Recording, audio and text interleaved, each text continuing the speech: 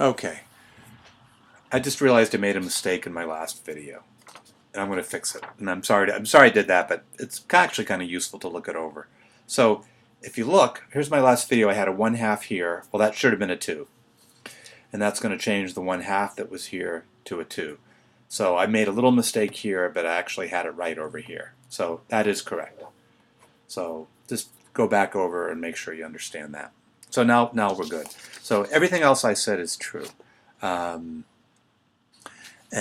what that gives us is that gives us the following. I showed that sin x cos x is equal to each of these 3 different things. What the heck? You know, I mean, what's going on here? So anyway, I want you to explore that. So an extra credit, I want you to use algebra and trigonometric identities to show the 3 answers are equal.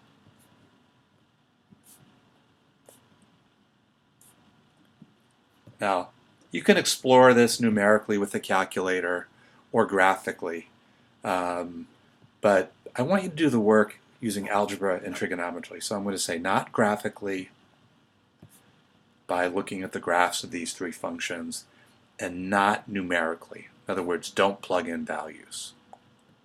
Use algebra and trigonometry. So here's a hint.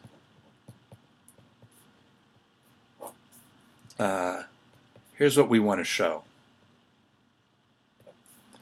Sine squared x over 2 plus c1 is equal to cosine squared x over 2 plus c2 equals minus cos 2x over 4 plus c3.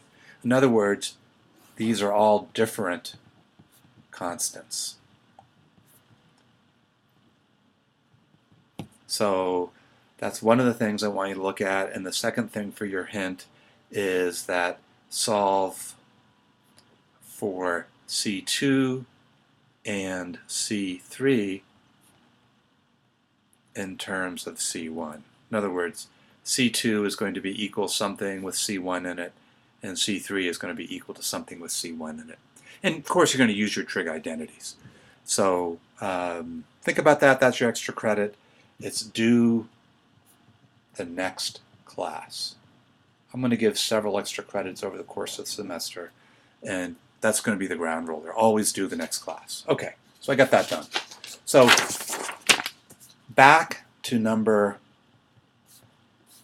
61, the original problem, sine 2x cos 2x, sorry.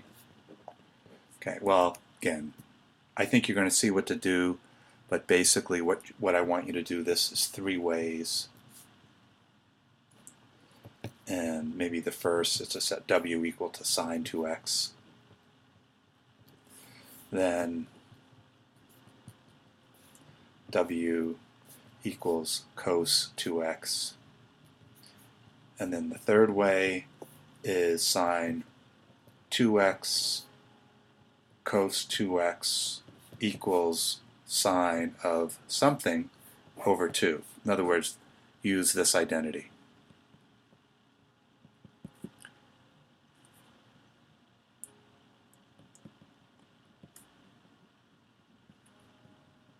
Okay, again, we can come back to this later. If you have any questions, let me know. On to the next problem.